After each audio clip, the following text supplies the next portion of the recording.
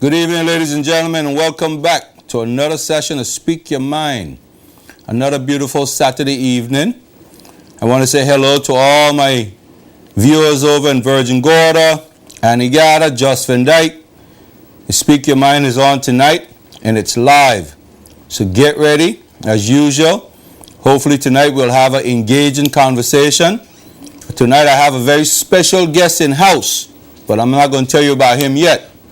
Or her.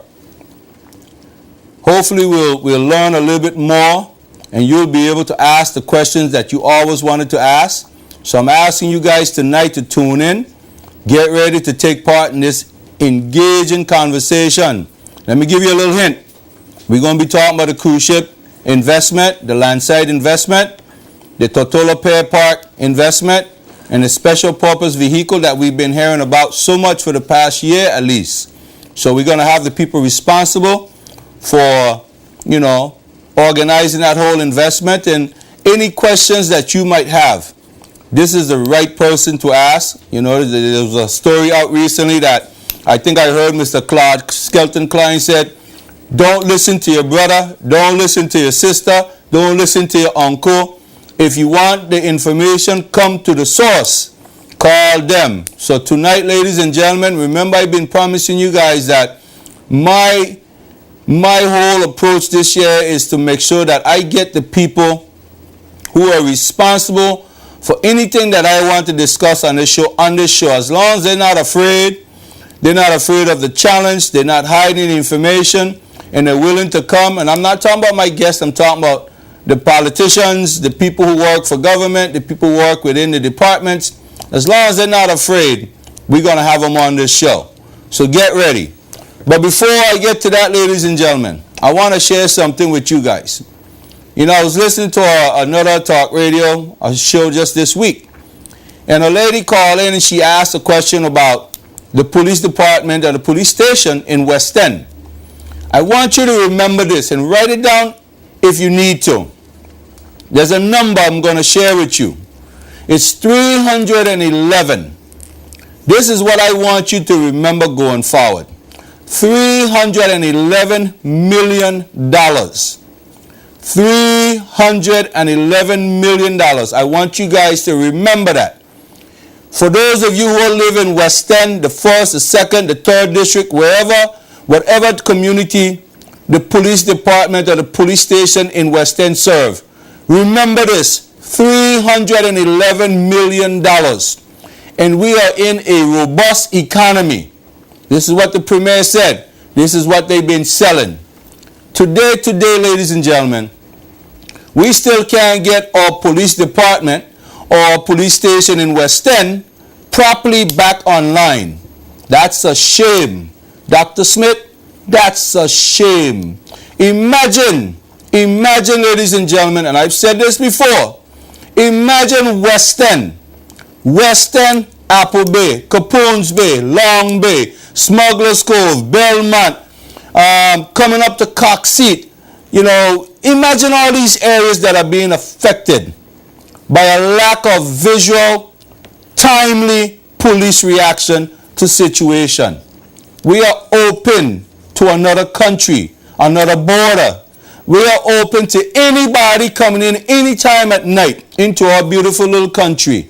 We are vulnerable because the government is playing politics with $311 million. Ladies and gentlemen, this is what the Premier said the budget is. He said it's $311 million. The recurring expenditures is not that much. It hasn't changed from where it was up until 2013. Unless the government adds some whole new set of bills or a new set of commitment, then there should be some kind of money available. And we're talking about millions of dollars that should be available. But we're not asking for million. You are not asking for million down there in West End. You're asking for less than $300,000 to get that station back online, have police there available and accessible to you, the community. Ladies and gentlemen, I'm telling you, this year is the year. Don't sit back.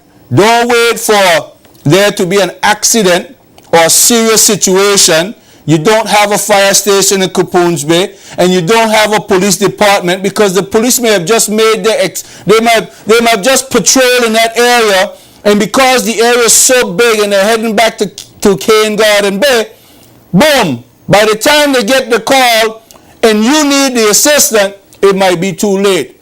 Don't wait for it to happen to somebody else. Speak out now. Next time the NDP radio is on, ladies and gentlemen, get your cousin, get your brother, get your sister, your uncle, the little old lady, the little old man, and the 5-year-old kids. Get them to call the radio station. I'm going to give you the numbers for the radio station that'll be on, so you could have those numbers available. So you don't have to go ask anybody. And ask them. Bombard their phone calls. Don't listen to all the propaganda about what they're doing and what they're not doing. Ask them when you're going to get your police station reopened, when they're going to put some money into the fire station in Capons Bay. Ladies and gentlemen, this is not my concern. No. I live in East End. I live in Paraquita Bay. I have access to police between Roatong and East End. So I'm not asking this for myself. I'm asking this for you. And if you don't get up and advocate for yourself, you deserve to have a closed police station. You deserve to have lack of emergency care from the fire station. What could possibly help you in the time of need? Ladies and gentlemen, if you don't speak, if you speak in silent, nobody gonna hear you. That's why all I'm gonna say on that.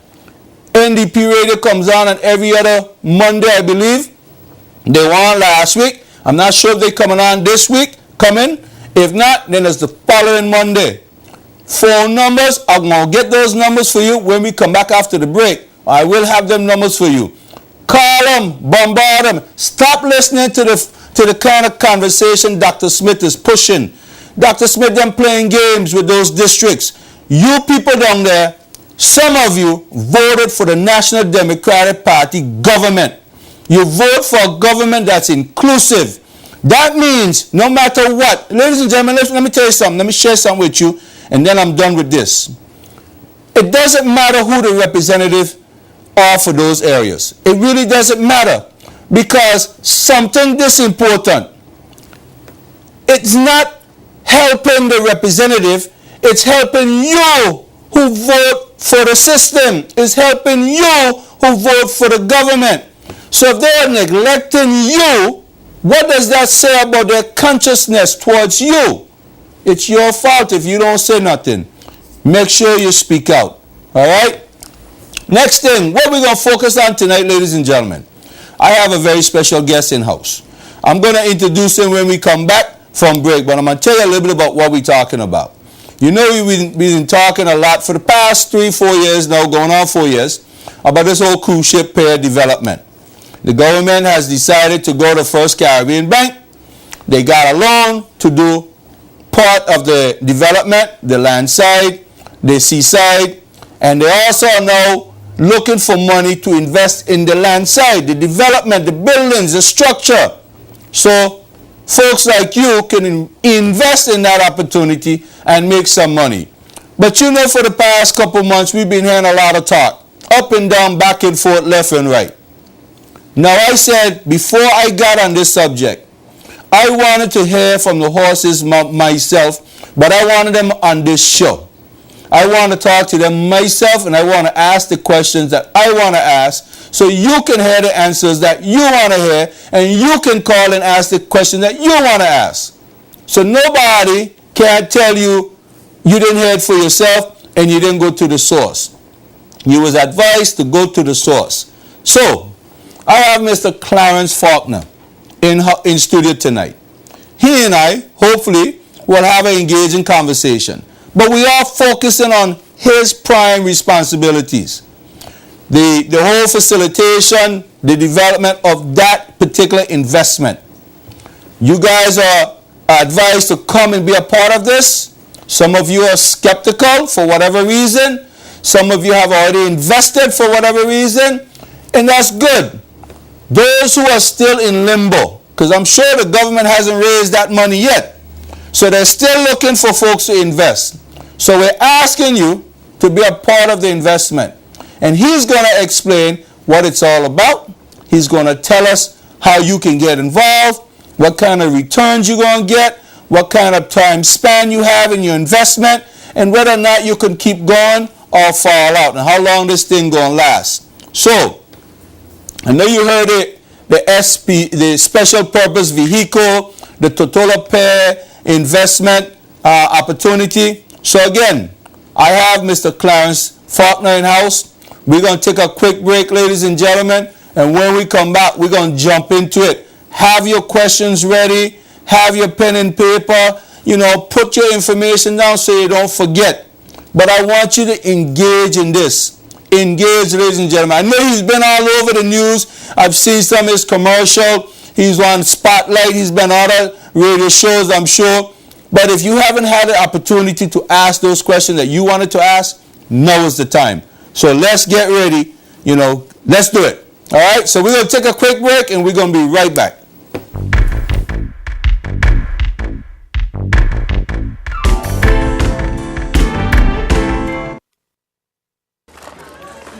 What kind of party this? Them they bring the music. Seriously?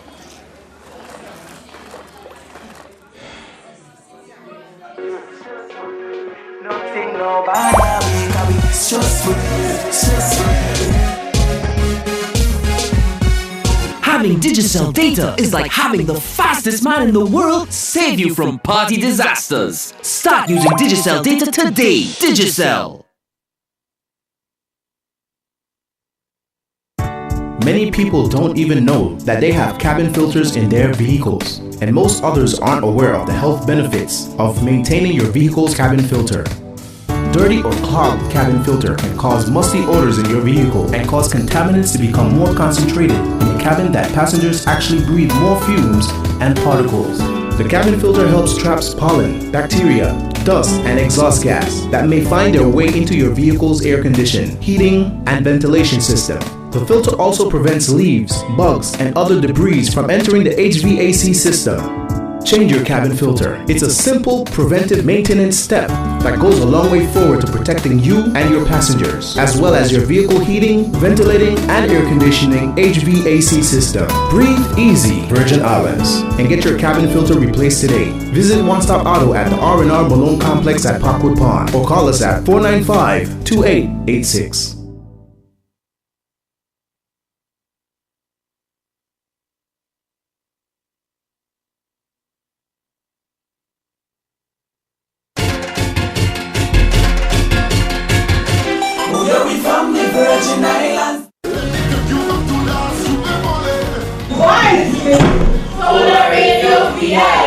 What's that?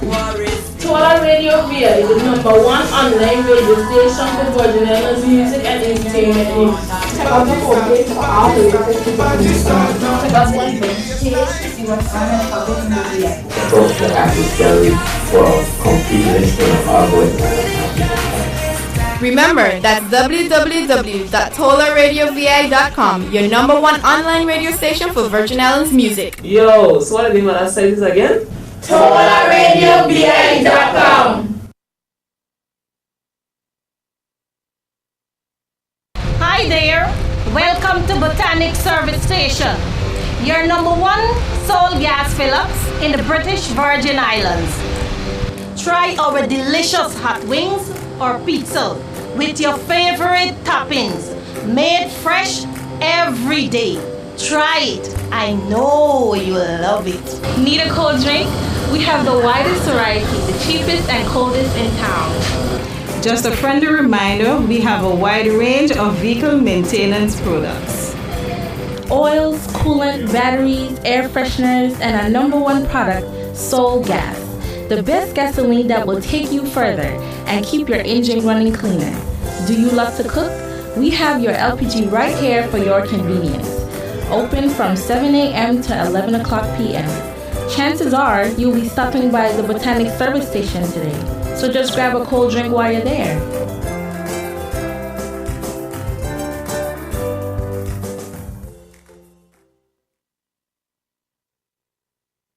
Hi, my name is Clarence Faulkner of PMI Capital Services, placement agent for the Tortola Pier Park investment offering. A Ponzi scheme is an investment structure that involves the payment of purported returns to existing investors from funds contributed by new investors. For example, if Jack gets Mary to invest some money, then solicits Susan to invest, Jack will use the money that Susan invested to pay Mary. But what happens is, Jack will have to keep getting more and more new investors to help pay the ones he already has involved. This is why we call this a scheme or a scam, as there is no underlying revenue-generating asset. Tortola Pier Park public offering is in no way a Ponzi scheme, but a valid investment structure where the public has the opportunity to invest in real assets. In this case, the Pier Park. The earnings generated from the Pier Park is what will in turn pay investors an annual dividend, and at the end of their respective term, the return of their initial investment. There are three categories of preference shares, those being Class A, Class B, and Class C. The public can choose to invest a minimum of $5,000 in Class A shares for a period of 7 years at a dividend rate of 5.75%, or Class B shares for 10 years at a rate of 6.75%, and lastly, Class C shares for a period of 15 years at a rate of 8.45%. For additional information about the public offering, call PMI Capital Services at 494-4484 or email us at pierpark@pmipensions.com.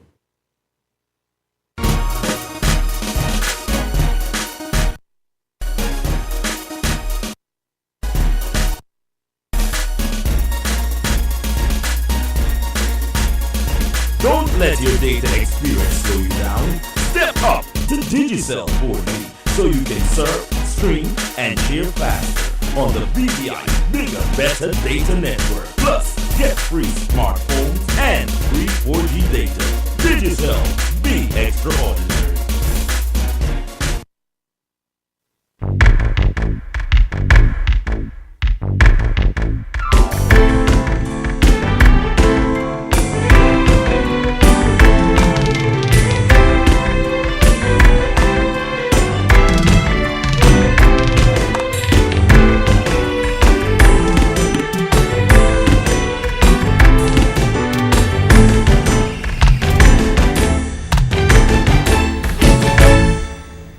All right, guys, welcome back. So again, phone line's going to be going up, text number going to be going up. Feel free to just blow up the phone whenever you want. Tonight, ladies and gentlemen, we have a special show. My first guest of the year. Hopefully we can engage him, ask him all the questions that you have in relation to the investing in the cruise pair development, the special purpose vehicle. So, you know, let's open that up. But before we go forward, again, remember, ladies and gentlemen, $311 million is the current budget, according to the Premier. So there's no excuse why we can't get things done, especially things that are asking for money less than $200,000 to $300,000. All right. So without any further ado, Mr. Clarence Faulkner is in house with me. He's gonna break it all down for us. What is a special purpose vehicle? What's the focus on that? Well, specifically, let me say good evening, BVI. Thanks, Mr. Henry, for having me on tonight, and I'll be happy to address any questions and concerns that you may have. Your first question, what is a special purpose vehicle? Special purpose vehicle is a company created for a special purpose. It's registered with the Financial Services Commission as a business company, and it is created, like I said, for one specific purpose. And in this case, the specific purpose is to own and operate the assets of the Tortola Pier Park. Okay. So basically, you have BVI Port building, developing the dock, and The cruise pair. the cruise pair. Yes. And they have created a special business within that sector for the purpose of generating funds. Well, two things. The BVI Ports Authority is a statutory body, which is a creature of statute. And the statutory body could not issue shares to the public simply because their governance structure does not permit them to do so.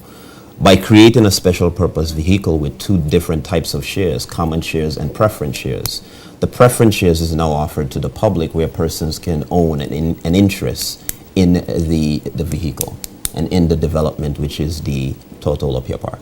So the ownership of those shares, though, are limited?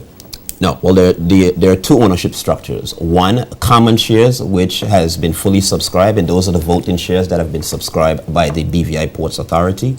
And then preference shares, which are non-voting, but the persons who are invested in the preference shares receive a dividend payment for their tenure in the Tortola Pier Park. So I invest in the preference shares. Yes.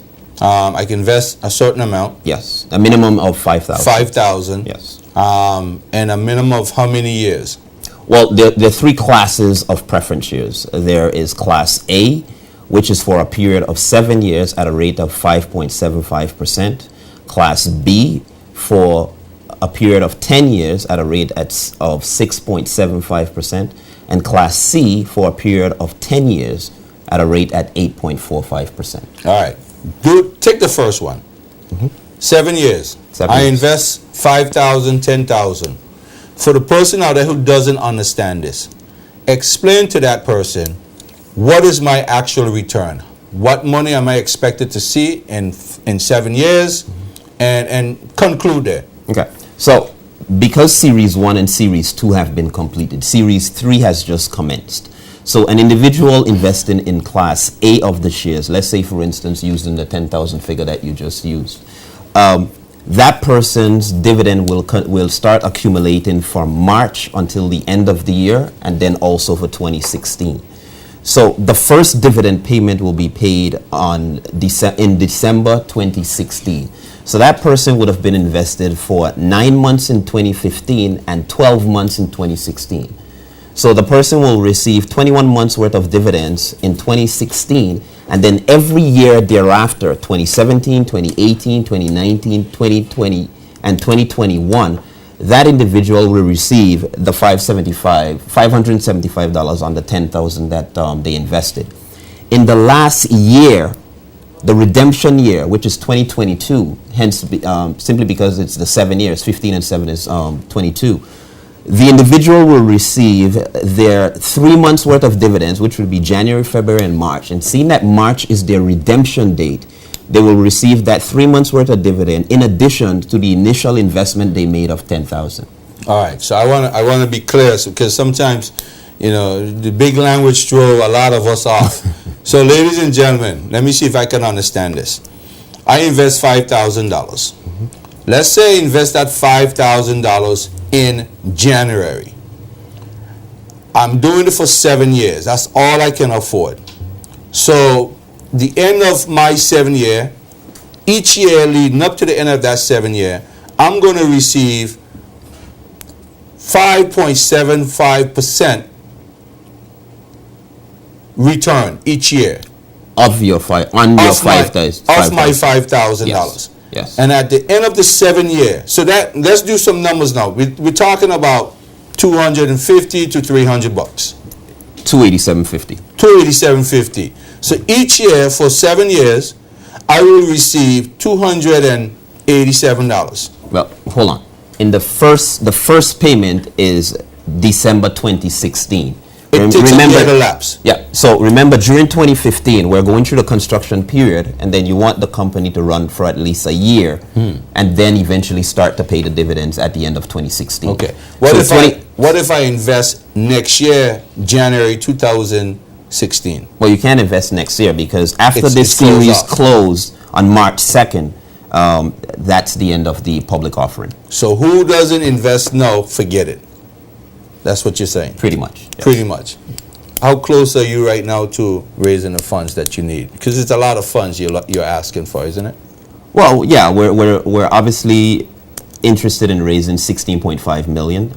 The third series has now commenced. We're in excess of $6 million that we've raised already. And in this last series, we're moving to try and raise the rest, which is an additional 10 million. 10 million. So the aim is 16 million. And you raised 16.5. 16.5. And that's to complete. That money, again, is going towards exactly what? What is that money being raised for? The money is being raised to complete and finish the construction of the landside development, which is a total of 17 buildings and the infrastructure that creates the ambience, which is the Tortola Pier Park. Okay, so like the landscaping, the grounds, the Yes. green space, the roads, everything that relates to completing the Pier Park. that. Yes. So how does exactly somebody looking to invest in this and saying to themselves, I want to invest in that, but what kind of guarantee do I have? What is the guarantee? Is the government backing this deal? Is there any fail-proof measure put in place to ensure no matter what that the investor, because these are some of the skeptical comments that people have. Who's guaranteeing my return? Well, it's premature for someone to come out and simply say that any investment is 100% guaranteed. Right? So one of the things that we want to look at is something referred to as statutory solvency, that ensures that the company remains solvent to the point where it ensures that it pays and remit the dividends, and also it returns the investment to individuals. Okay, break that down for the common man. Okay, is there a set guarantee that someone will say we need to make sure, and if something happens, then your money is protected or your money is 100% guaranteed? The property is insured. The buildings are insured. The entire structure is insured. Is there a guarantee, as if to say government is guaranteed? What the project has is the full faith and backing of the BVI Ports Authority, and the BVI Ports Authority as a creature of statute of government has the backing of the government. So in other words, there's no real guarantee in the contract, but we can assume if something goes wrong, we have Port Authority to ensure the return. If not, we have government to ensure the return. That's what we're saying. Yes. So where does the money, the revenue generated from, in order to ensure the investment? Okay. Now, there are roughly 35 to 45 spaces that are located in the Pier Park. The vendors which will occupy the Pier Park that creates the ambiance, once they remit their rental income, currently right now we have 208 persons that are interested in occupying spaces over at the Pier Park. We're in the middle of negotiating the leases right now. The leases will run from a minimum of 3 years to a maximum of 15 years. What you want to be able to do is have your anchor tenants and so forth, so you don't have problems collecting your rent. The rental income that is generated from the Pier Park is what will be used to run the company and also remit the dividends and the long-term investment to individuals. So no revenue generated, say, from there is additional revenue that will be generated from licenses and fees and so forth. Let's say, for instance, tour operators that will want to set up booths or something like that. Like the kiosks. Yes, there's additional revenue generated there as well. So there's revenue generated altogether when it relates to rent and doing business on the cruise pier. Yes. Well, not the cruise pier. The Pier Park. The Pier Park. Let me make that clear. Okay. There are two distinct projects out there. There is the cruise pier extension and widening. That is a separate structure and apart from the land side, which is the Pier Park. Okay, so let's make that clear. So only the revenue that's generated from the Pier Park development is what people can count on, as long as that, like you just used the term anchor businesses, meaning businesses that you feel safe to say they will be around for at least 15 years. Agreed. They will support the structure of the business. Yes. And we can and investors can feel confident that you're gonna make the decision, or whoever's making the decision will make the right decision to say, we need to occupy all these space, but we need to have a safeguard, and the safeguard would be those businesses that we believe will be able to cover the rent, at least for the. Well, it's not a matter of believe they will cover the rent. In going into these types of arrangements, your anchor tenants are going to commit for that long period of time. And the more anchor tenants you have, the better it is for you, the investor, and the establishment, which is the Tortola Pier Park. What we've seen so far in terms of looking at all the different companies that have expressed an interest is, while the assumptions in the prospectus for anyone who has picked up the prospectus are based on worst case scenarios, we believe that the park is going to be fully occupied before the time that we anticipated it would have been occupied when we initially conceived this idea. Okay. Ladies and gentlemen, the phone lines are open if you want to hit us up. If you don't have any questions, I don't want to hear you blogging and sharing the wrong information. If you want to hit us up, hit us up. This is the source. That's what we were told to do. Go to the source. This is a bright fella. He knows the business. He had a chance to look at it before he got involved. He's the one selling it. He's the one trying to convince us it's a good deal. And I think he's an honest guy. So, you know, if you want honesty, you want transparency, this is the right time. So pick up the phone, ask the question that you want to ask. If you were contemplating investing in this opportunity, if I miss a question, you ask the question so we can get it together. We getting information. I don't know if I'm going to invest. I don't even think I can raise $5,000 or $10,000. But if I do, if I can, I might and I might not. But at least I'm informed. And it's better to be an informed investor than to be a skeptical investor who's getting wrong information somewhere else. So hit us up. So Clarence, we're going to wait for some phone calls. You and I are going to continue this conversation. If nobody don't have any questions, then I'm going to kick you out the door, because obviously A, they've already invested and given you their money, or B, they don't have any questions. They're very satisfied with what's going on. So pretty much, once this thing is done, nothing related to the seaside we have to worry about. All we have to be worrying about is the fact that the business is secure, the investment is secure, people can feel confident investing. That's what we're telling people. That's it. And I mean, obviously with any investment, any individual will be concerned about risk. But one of the things that I would encourage persons to identify in any investment, not just the Tortola Pier Park, is what are those mitigants? What are those mitigating factors that makes you comfortable taking that risk? And I think what we've done, or I know what we've done over the last 3 months, is we've been highlighting the risk, and we've provided those mitigating elements that will counter those risks that makes people that much confident. Okay. Let me ask you this. This is a little off question, but I think it's appropriate. You have about 17, you said, buildings, right? Going up. And most of the money generated will be going towards the development of those buildings. The construction of those buildings. Is there an opportunity, or has there been an opportunity for individual to invest in separate buildings, separate from the investment, or everything came under the SPV? Well, the SPV will still hold the assets of the entire park. However, yes, there are some individuals who have come forward and said, well, I would like to participate in actually building a building. I know one of the major building, I think building number 5, which is a flagship restaurant. That building, there have been, I think, 3 or 4 persons who have expressed an interest in building that building, and hence, you know, when you look at the financial analysis and anyone who has the prospectus, you realize that there is no income generated from that building. Because normally when someone comes in and put money up front to construct a building, it's 9 out of 10 times prepaid rent, so to speak. So in other words, that person has a long-term lease on that building. He more or less owned the building for a longer period of time. I don't think he will outright own the building. What happens is that he or she has come in and said, I would like to construct this building and retrofit it to my standards and my business attire. And from there, you know, they will continue to manage and operate that building. But they will still operate under the auspices of the SPV. Gotcha. I got a text just came in and said, this guy is brilliant. Thank you. You're talking about me or about him? Thanks for the comment.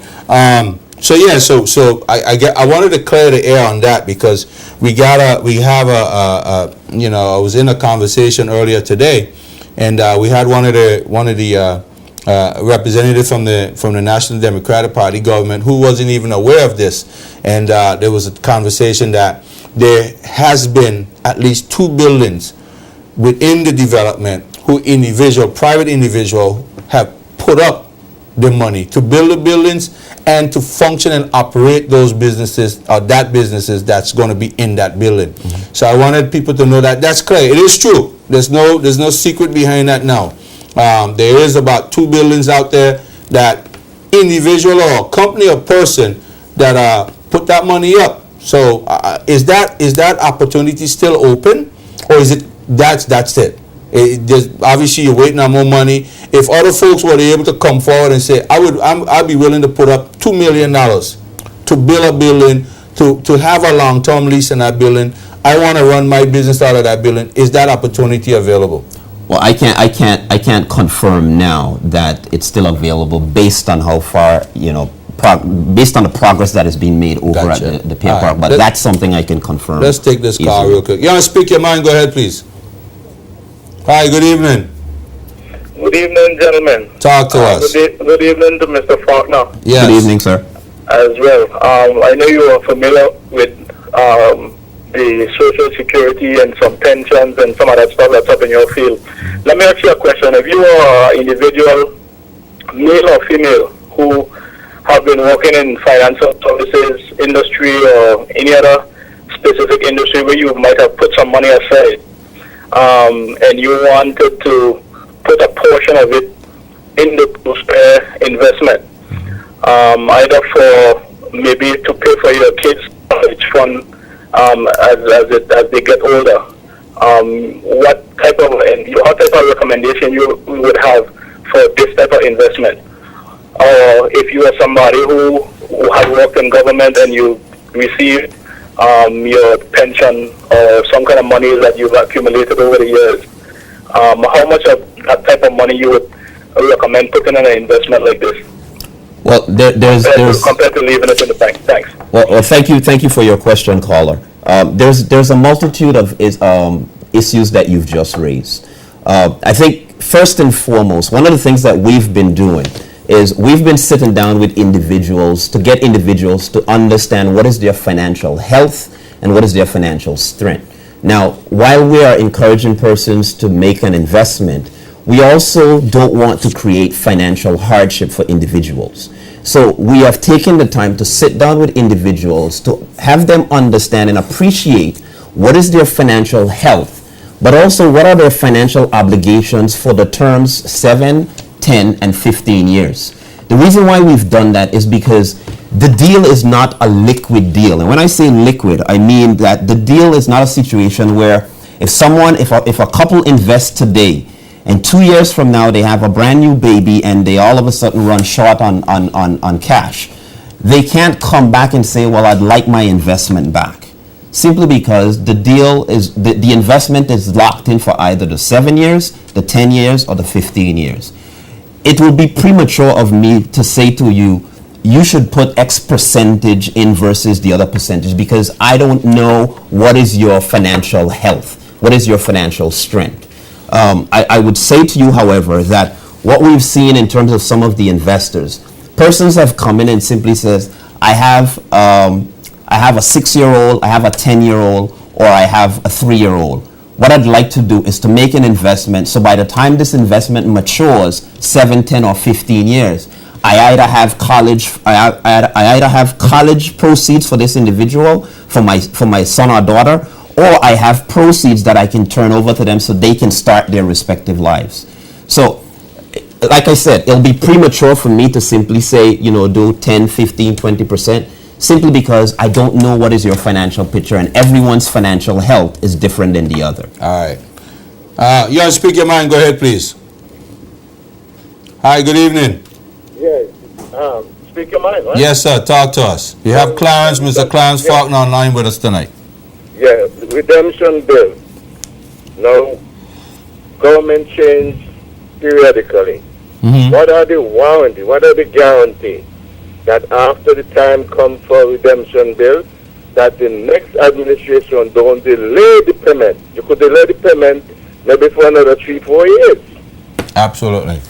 Okay, so the idea is not a bad idea. But the idea is that when government change, because over a 10-year period, you could get 2 administrations. Correct. 15 years, you can have 3. What are the warranty you have that it would not delay for another 5 years? Okay. I'll hang up. Okay? All right. Yeah, bye. Thank you so much. Well, So, Clarence, I think caller, thank you for your question. Let me see if I get it right. The concern is the redemption dates on the 3 classes of 7, 10, and 15 years. And the concern hinges on what happens if government should change and, for whatever reason, government, let me go on record and say that I think government will honor any commitment regardless of which government it is. But when you look at situations like this, the SPV is created and there's several laws and conditions by which the offering must honor. So to say that if government will change, government will stop or don't make payments, the SPV is not under government. The SPV will operate by itself on its own. The board of directors will make the decision to declare a dividend and remit the dividend. The proceeds is not expected to come from the BVI ports nor the government of the Virgin Islands. The revenue generated by the SPV, which is run by a CEO and a board of directors, they will determine when and how the dividends are paid, not the government of the Virgin Islands. All right, I think you made that quite clear. So I know that was a big concern in the news recently, based on some comments. So basically, in a nutshell, it doesn't really matter what happens with government going forward.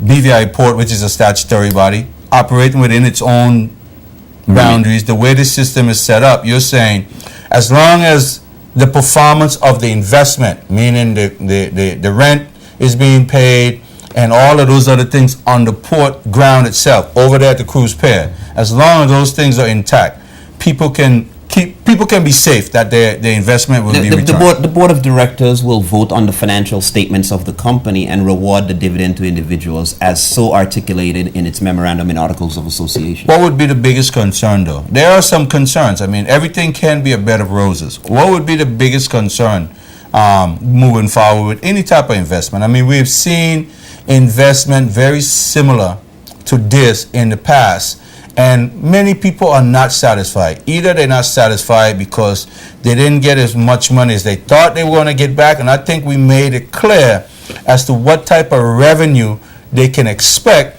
or they just felt that the system itself failed them. What would be the major concern going forward? Well, with any investment, the ability to remit a return hinges on the asset generating that revenue. If the asset does not generate income, then the individual or the company is not able to remit the dividends as so promised. Now, let's look at one particular example that can impact the landside development. For the last 100 years, the BVI the BVI is located in what is referred to as the middle of the hurricane belt. Chances are, sometime in our history, we may face a major hurricane. Where the park is located, it is susceptible to storm surge. Storm surge, or a major hurricane coming in that can do some damage over there, can impact the ability to generate cash flow in the park. Now, the question then becomes, remember I said earlier on the show, you want to identify the elements of risk that you can identify. But more importantly, you want to address the mitigating factors that will counter those risk elements. So when you're talking about natural disaster and the impact of storm surge, the one thing you want to look at is the environmental impact assessment in the geotechnical study that is performed that justifies the foundation of the Tortola Pier Park. You want to look at the way the buildings are built and the geographical location of where the port is located. And you want to make sure that your coastline, the buildings, and also, the infrastructure is such that if a major hurricane comes through the territory, how much damage are you expecting to happen? And more importantly, how much downtime are you expecting to happen that lessens the ability for the Pier Park to generate the revenue to be able to reward investors with their return? Gotcha. Just read text real quick. Somebody did send us another text that both of us are brilliant. So I got a little plug. They were talking about both of us. Somebody wanted to talk a little about cable TV. It is Speak Your Mind. We're not going to limit anybody on this show when I'm here. So if you got a complaint about cable TV, the manager for cable TV and the person who's above that person, they watch this show every Saturday. I am not going to bash cable TV. Again, I have done that, and they have made a difference as far as I see. But if you are having issues, please call the show. Don't be afraid. Call the show so they can hear your complaints. All right? Clarence, somebody wanted you to talk a little bit about your resume with Social Security so the rest of the world out there, the BVI community, can see that you are not a Johnny Just Come. But we ain't going to get to that just now. I want to throw something in there that I think is important for you to address as well. Obviously, the passenger flow has a lot to do with the success of the development of the ports of the ground side. Obviously, government took the initiative to sign two Burton agreement because they wanted some type of guarantee, passenger guarantee. And those passenger guarantee, the way they're supposed to flow into the development, would somehow stimulate and generate income for the shop owners, which in turn will increase revenue for everybody and help the shop owners, the renters, to pay their rent. Is that a major factor right now, given the fact that the dock hasn't been done? We know we're coming up to a deadline. According to the Burton agreements, April 2015 is a deadline or a point where it might consider some renegotiating with the two Burton lines. And if we don't have that guarantee in place, does that leave those potential renters and potential investors at risk? Well, I think you kind of structured exactly what's supposed to happen. And remember, the last word you just said is something I said earlier, risk. When you look at this investment, you're right. The two Burton agreements that the government of the day has been fortunate to sign with Norwegian Cruise Line and Disney Cruise Lines for 15 years. It's by no coincidence that the maximum term on Class C shares is 15 years. Yeah. What you want to be able to do is to provide as much as a guarantee or a comfort to investors or to tenants who will generate the revenue in the Pier Park to make sure that the traffic is coming through. Now, in addition to those two Burton agreements, we also have additional cruise line that is coming to the territory. You're absolutely right from the perspective that you want to see consistent traffic coming through the Pier Park on a regular basis.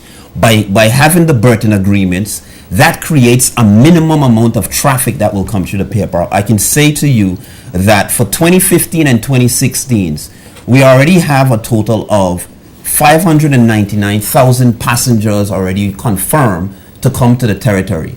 We have a total of 343,000 already booked to come to the territory for 2017, and we're still receiving bookings that will come to the territory.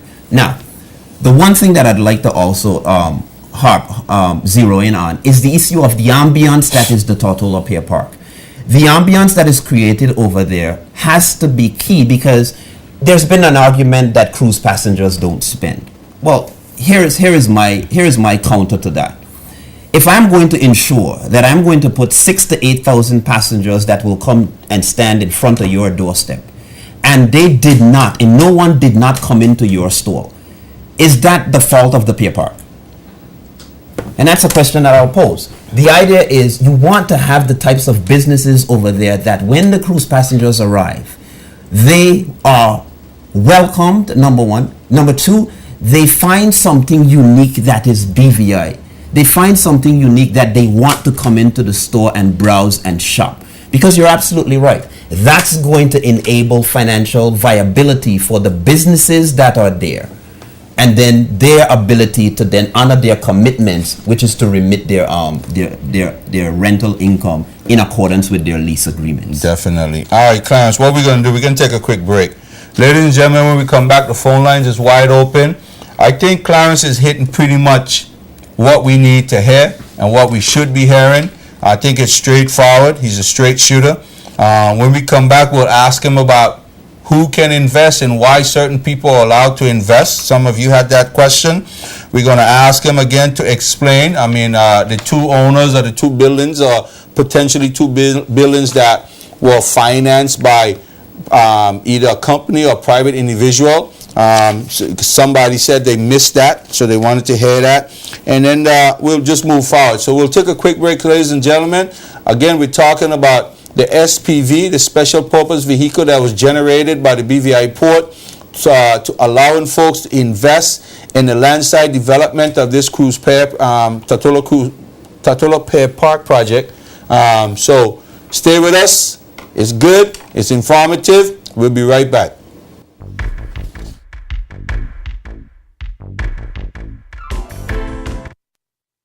Police have gone right at the last left turn, you know. Virgin, the directions are going to go straight. Oh, you go and tell me about them stupid directions when the map is right here. Let me see the map. Let me see the map, man. So now you want to see the map? Give me the map, man. Alright.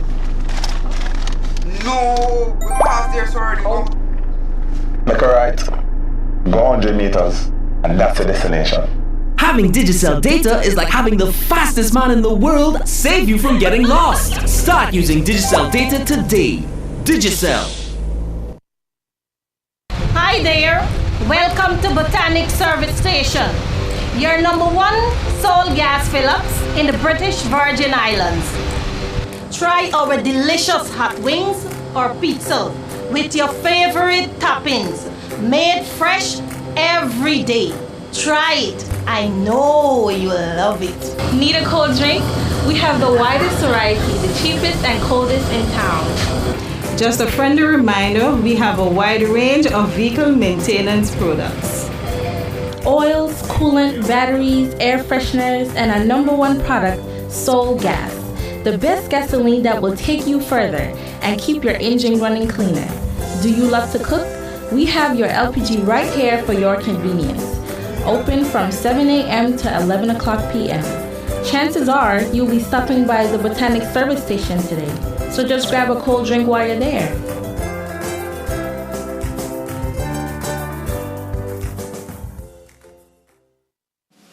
Tired of your home looking dull and boring? Looking for a new, different look for your home? Come, check out our new addition at Blinds & Things BVI Home Goods. We carry exquisite items for the bedroom, beautiful comforters, flat-free pillows, deep pocket sheets in a rainbow of colors, bathroom, no-slip and non-stick rugs, shower curtains and the hooks to carry. Choose a wide variety of dishes to brighten up the kitchen for the holidays to come. Don't forget our exquisite pieces for the living room, from tall to short vases. Decorate your house with unique pieces from Blinds & Things BVI Home Goods. Visit our showroom located in Skelton Bay Lot, Fish Bay, and you can contact us by email at blindsvi@hotmail.com or call us 284-494-1331.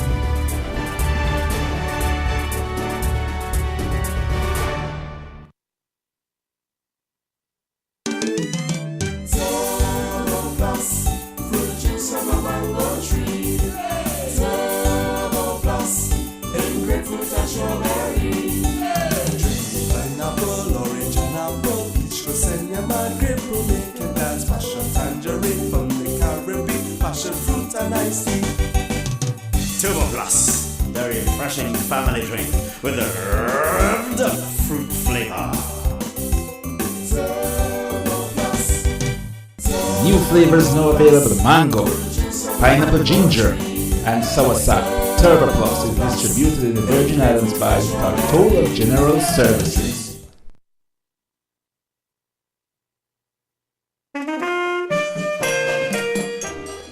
Pig rearing in the BVI is a long-standing family tradition. Everyone likes to eat pork. Ham for Christmas, weddings, every occasion, all the time. but it is the family that used to raise the pigs.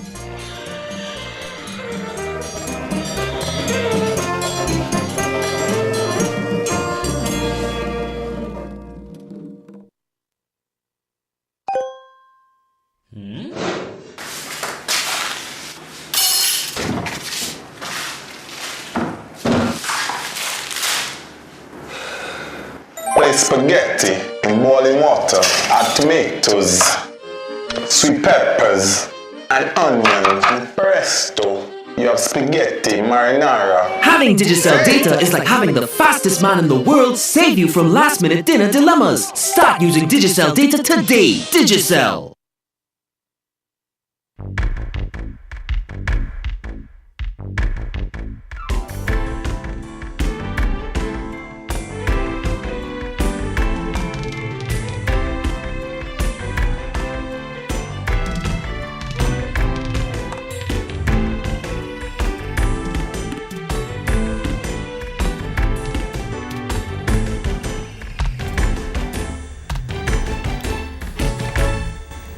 All right, guys, welcome back. So again, SPV, Special Purpose Vehicle, Tortola Pier Park Project is what we're talking about tonight. We have Mr. Clarence Faulkner, who's here, who's sharing a lot of information on this whole development. He is the guy, he's the professional, he's the one who knows all about this whole investment. So if you have that question, you got that concern, put it in there, call me up, send me the text. I see the text, I'm calling them out as I see them. So thanks a lot. Couple texts, Clarence.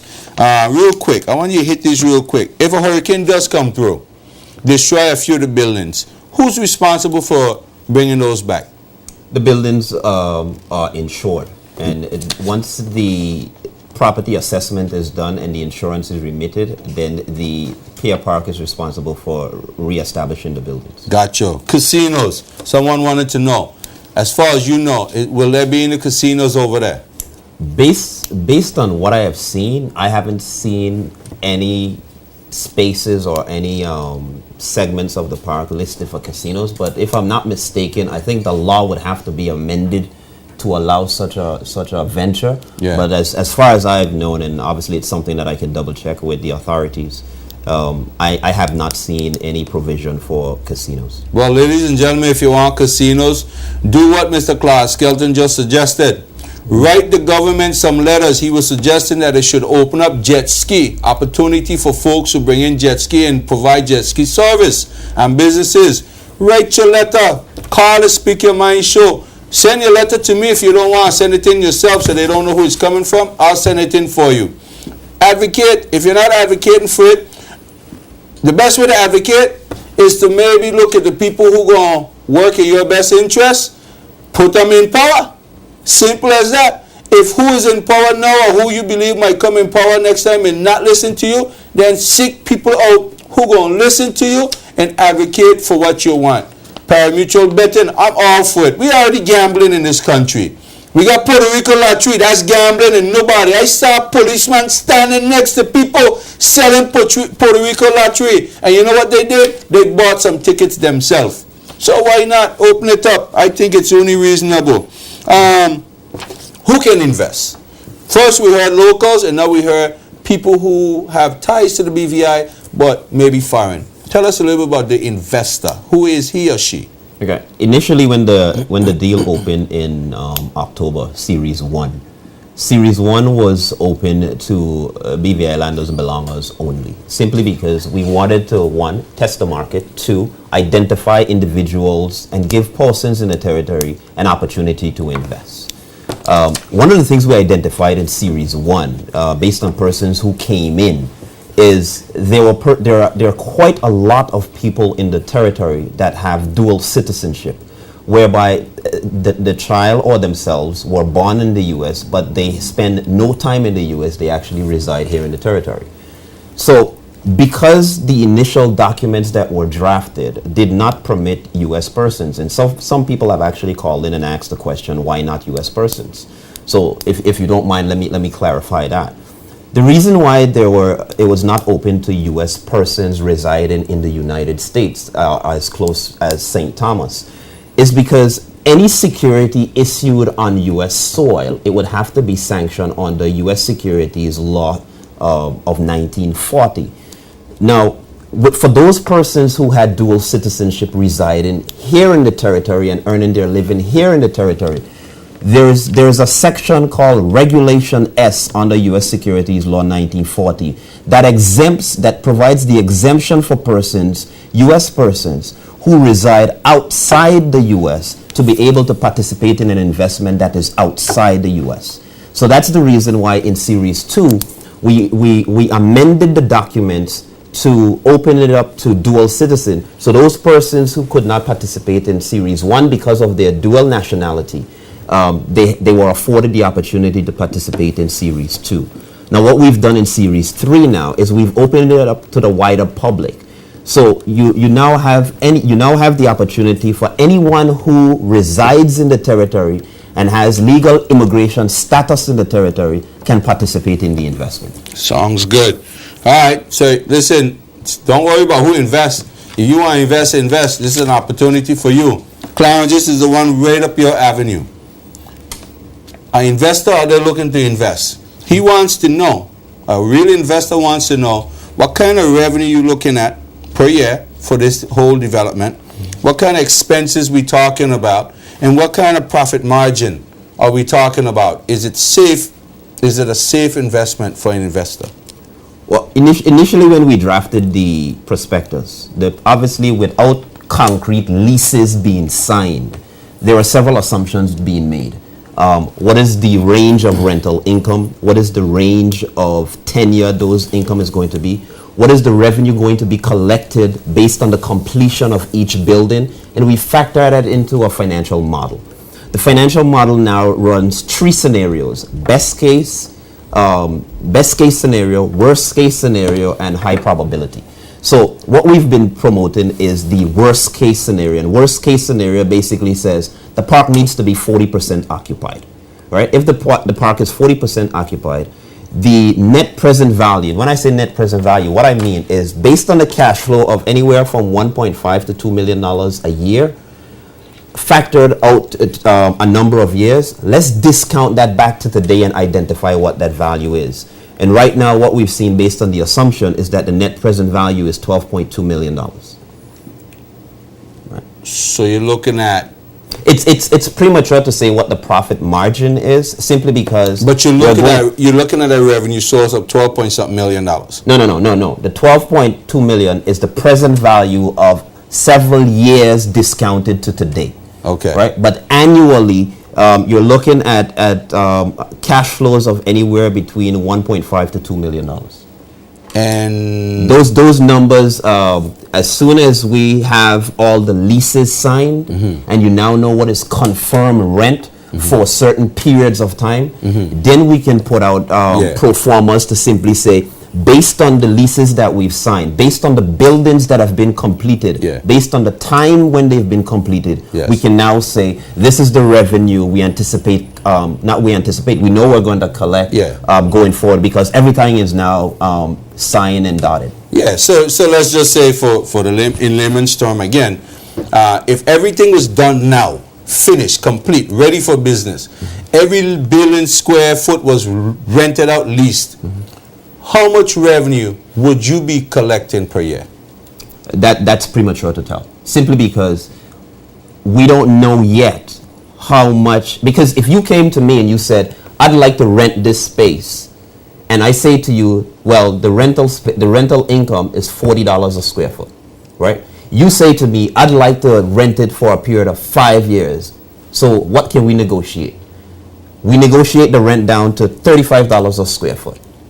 It changes the projections, because now I no longer have a tenant for 1 year at $40 a square foot. I have a tenant for 5 years at $35 a square foot. That does a couple of things. One, it shows up my income stream for 5 years, right? And it confirms that I have a solid tenant for a period of time. I don't have to worry about, trying to find a tenant if you leave after a year. So I mean, I don't want to appear that stay Yeah, away you're from not the question. being elusive. I understand. I don't want to come out and simply say, yeah, the profit margin is going to be so. But I think most people, in the word on the street, is that the square foot for each building was pretty much in a range and it was already set. For example, the kiosk, I understood, was anywhere between $90 and $140 a square foot. So let's say, you're probably looking at about $1,500 a month, hypothetically speaking, per kiosk. You got 20 kiosks, multiply that by 20. That's projected revenue. That's your projections, yes. Yeah. So those are the assumptions that you'll say, all right, based on worst case scenario, on $90, using the numbers you had, 90 to 140. Let's say the lowest is 90. Yeah. But then that individual may come back and say, well, no, I don't want $90 because I want to commit for 15 years. Can I do it for $70? Yeah. If I'm going to get an anchor tenant for 15 years, locked in at 70, chances are I'm taking that. So let me hear you, because I think I hear you saying several times that all of the proposal, people ask us send in their requests or their interest in renting space. You're saying each person on a one-on-one basis have an opportunity to negotiate rental space. When the initial expression of interest stated that you submit your business proposal, and you also submit the amount of square footage that you desire in order to deliver on your business. Correct. Then obviously there's a committee, there's a team that's actually looking at the entire all the applications, and then decide whether or not how they would reward someone the space, whether they will need to take more or need to take less. Then I think the second phase is that they come back and say, all right, we need you now to submit your business plan that identifies, your financial strength to be able to deliver on this business. Gotcha. Yep. You want to speak your mind? Go ahead, please. Hi, good evening. You could talk. You got me on the phone. You don't have to send a text. All right, call the text the number below to send the text. One of the biggest fear, Clarence, and you're the best person to address this, looking at the cost. I mean, regardless of what the price might be, the final price for each individual, it's going to be a serious commitment. The business model has to be good, rich enough to entice people to want to spend money. Yes. But at the same time, most people feel as if most of the spaces and the rate of which the space are going to go by is going to be for outsiders anyway.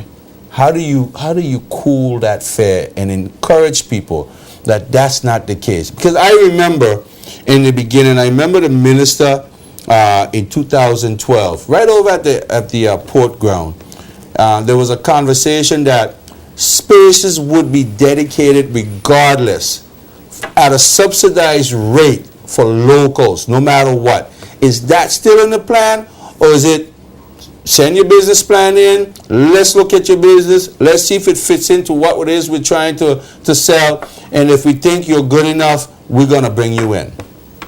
Well, I think it's more the latter. Submit your business plan, and I mean, last I checked, any business that wants to operate here in the territory has to come in under the auspices of the Trade and Promotion, the Department of Trade and Promotion. So any business that carries on business over there will have to be on the trade, and the last I checked, the rule said that you needed to be involved with, or you needed to have some local presence in order to carry on business in territory. Yeah, definitely. All right. Somebody said you didn't answer the question, but send the question. The questions are coming in. What was the question? Yeah, I don't know. I'm trying to figure out what the question is, but either way, I think we're hitting the nail on the head.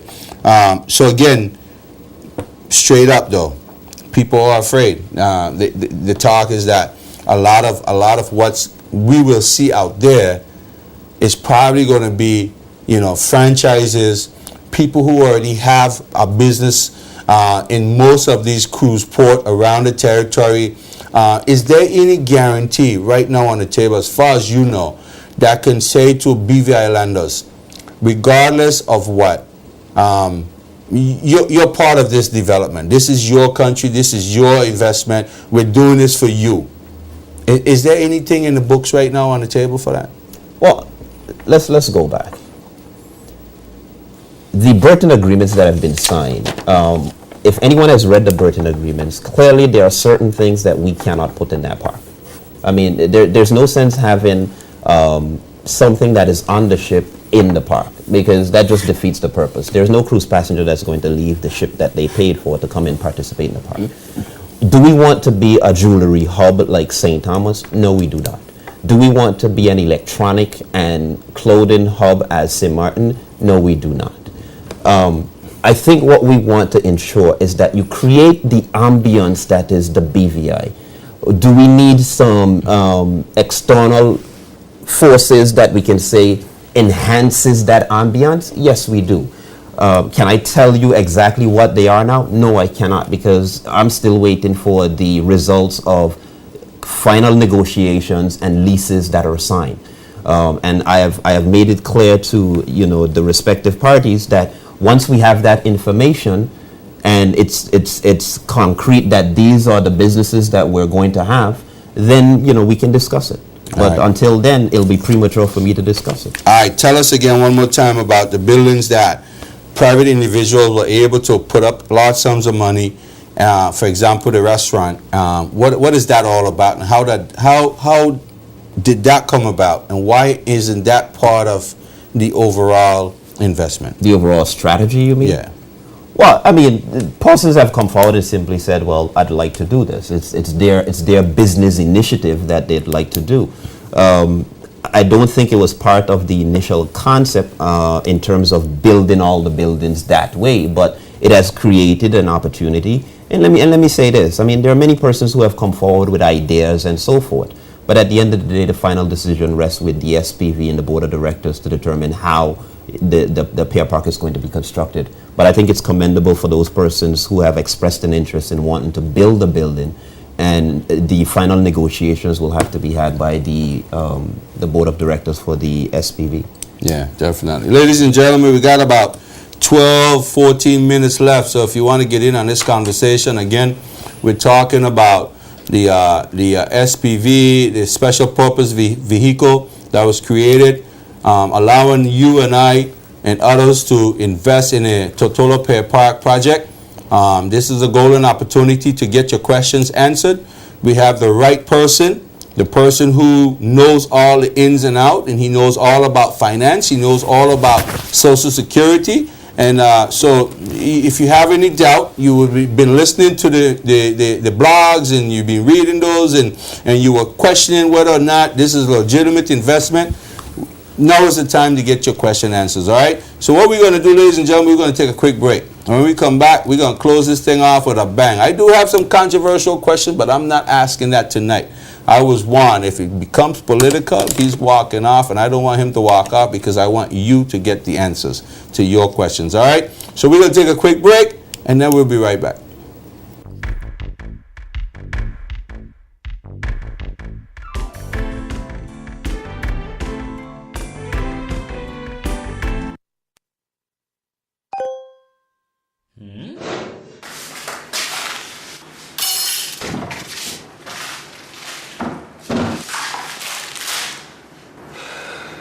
Place spaghetti in boiling water, add tomatoes, sweet peppers, and onions, and presto, you have spaghetti marinara. Having Digicel data is like having the fastest man in the world save you from last-minute dinner dilemmas. Start using Digicel data today. Digicel.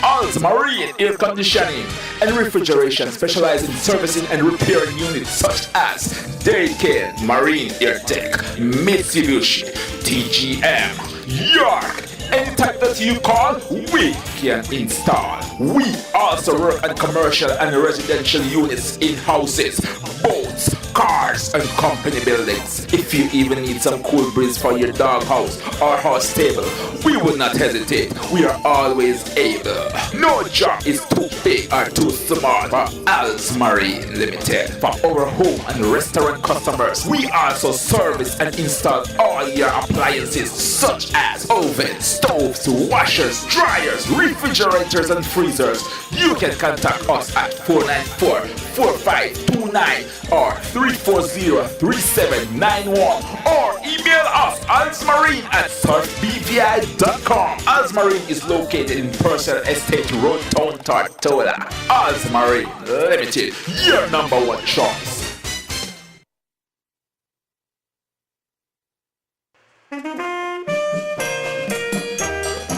I'm in the process of adding it up a little bit, preparing it for rolling.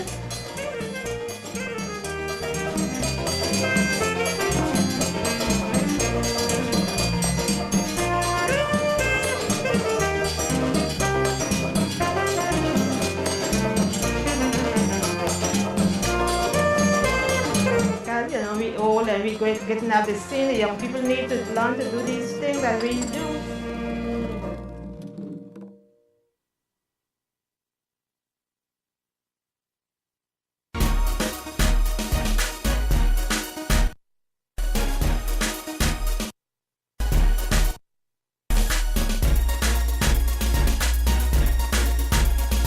Don't let your data experience slow you down.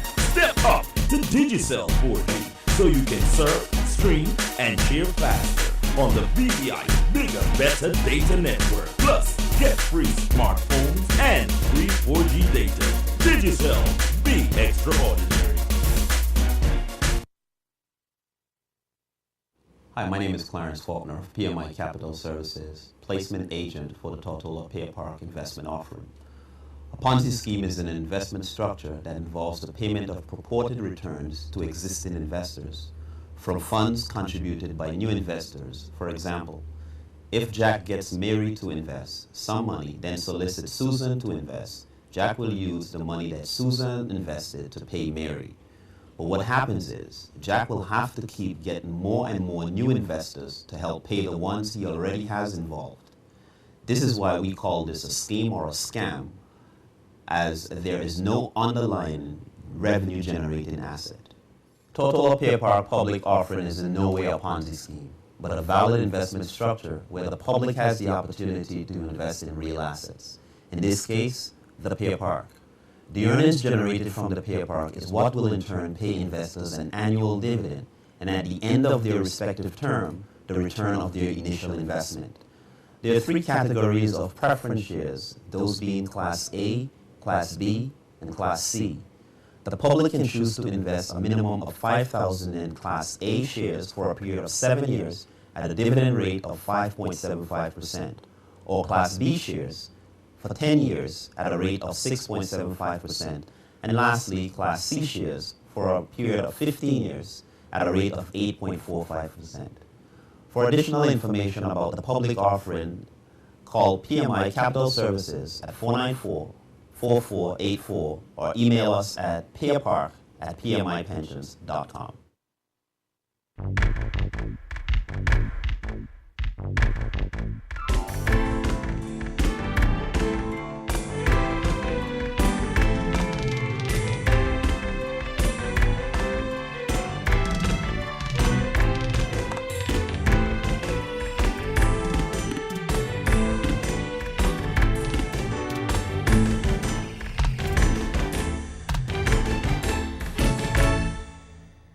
All right, ladies and gentlemen, we got about 10 minutes left.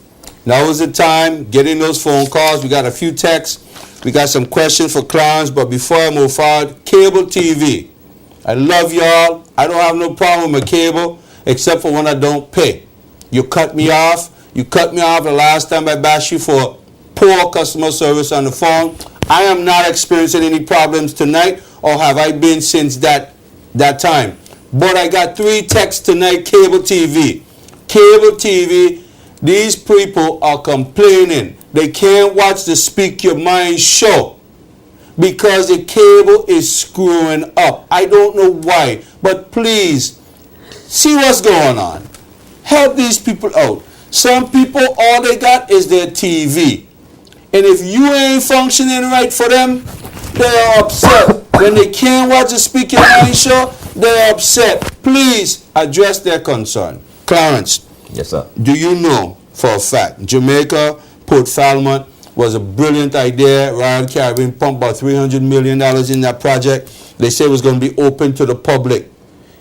Final analysis. Is this Pier Park project going to be open to the local public? Short answer, yes. Clarence, average rent. People want to know, average rent, if I can afford it, can they afford it? Retail space is averaging anywhere from $60 to $90 a square foot. Commercial space is anywhere from $30 to $45. And the kiosk is anywhere from 90 to 130, I think. All right, no, 125. 125. So and obviously, like I said earlier, that the leases are in negotiation. Obviously, if someone has a business and they're willing to commit for longer term, I'm certain they will listen in terms of the rental price. All right, do me a favor. Yes, sir. Somebody asked me again, they want you to tell them, give them a little bit of your resume. Who you are, why you was hired to do this. They obviously think that you're a brilliant fellow, but some people out there are saying, you don't know what you're talking about. So tell them a little bit about your background, the reason you're hired and contracted to do this particular investment on behalf of the BVI Port. Came back from university in Canada with degrees in finance and accounting. Spent 3 years in Harney's Mutual Fund legal team. With Harney's Mutual Fund's legal team when they started the Mutual Fund Act here in the territory. After that, I decided I wanted to get on the practical side of business and decided to join Social Security. I spent 13 years at Social Security. When I joined the fund, it was $98 million. When I left, it was $403 million. We're under our watch at the time. We're the only system in the entire Caribbean region that didn't suffer from the CLICO debacle that hindered a lot of businesses and companies across the Caribbean. I also sat on the International Social Security Association in Geneva, Switzerland. Hold that thought for a minute. You want to speak your mind, please? Go ahead. Hi, good evening. Yes, go ahead. Go ahead with the question. All right, I think we missed you. Go ahead. Hit me up real quick. Go ahead. Good class. Yeah, so 5 years ago, I left Social Security to start my own firm that focuses on pension plan consultancy management and investments, and also arranging deals in investment. I firmly believe that the team that I've assembled in terms of moving the way persons are protected in terms of their investments and their pension across the Caribbean region is our unique niche, and that's something that I've been focusing on for the last 5 years. All right, real quick. American franchises, will there be any over there? I cannot confirm that, sir. All right. No, we're not sure yet. We'll get back to you on that. Another question. Assuming you don't get all the money, you move into the next phase of trying to raise money. Assuming you don't get all the money, what does that say about the project and the completion of the project on time? Assuming we don't raise all the money via the offering. You have to raise another $10 million. You said you've raised so far about $6 million, six and change. There's still another 10 and change to be risen. What will happen if you don't hit that mark? Then several contingencies kick in terms of, how do we access additional capital? How do we access financing? Those will kick in once we've evaluated where we are at the close of the deal. All right, let's get the objective is the project has to be completed. Definitely. And I want it complete. Go ahead, you want to speak your mind, please? All right, that person hang up. Sorry, ladies and gentlemen, don't hang up. We're right here, but that would have been probably the last call. Clarence, tell the people how they can get a hold of you if they have further information, questions, or whatever. Is there a website, phone number? Telephone number is 494-4484. Our physical location is the second floor in the Mill Mall. For those of you who know where BNF Medical is, take a left down to BNF Dental, and we're immediately above that. For those of you who would like to come in and spend some time with us in terms of going over all the material and seeing where we are, you can call us at 494-4484. For those of you who are interested in sending an email, you can email us at pearpark@PMI-pensions, that's pensions with an S.com. All right, brilliant. So 494 4484. 4484. If anything, if you missed the mark, you can always call the office. I called the office yesterday. I did invite him, just so for all you gossip people out there that might turn around and try to put a spin on it and say he's on every show. I invited him because before I tackle this thing, I wanted to get the inside scoop for myself. I wanted to ask my own questions. I want you to be able to ask your question and put your questions out there so everybody can hear it and hear it from the source. And I think he did a wonderful job tonight answering your questions. So if you have any more, we still got a few more minutes left. Blow up the phone line, blow up the text line. I see the text, but I am not Courtney. I do not like to stop my show and keep watching the text. So I only hit text when he's talking or when I go on break. But while we at it, Clarence, we got 5 minutes left. Anything else you want to assure the investor? Investors' confidence in this country, in my opinion, has died. And you are trying your best. The government is trying their best to get people to invest. But people have a hard time investing. Why is that? And what would you recommend and advise people to do? Come in and see us. Hold that thought. You want to speak your mind? Go ahead, please. Hi, good evening. Question, and when it finish on time, and You must be on one of them long distance phone. Your phone call is breaking up. You still there? Oh, you must be on the other side of the island. Okay, I think we missed that. All right, go ahead, Mama. Hit me up. What would you tell people? What I would encourage persons to do is whether they're interested in investing, whether they're interested in learning more, or even learning more about investment, come in and see us. We've spent quite a bit of time using the educational element of this exercise to help people understand what they're getting in, because I've made it clear to everyone who has come in, if you're not certain or you're not comfortable, don't invest.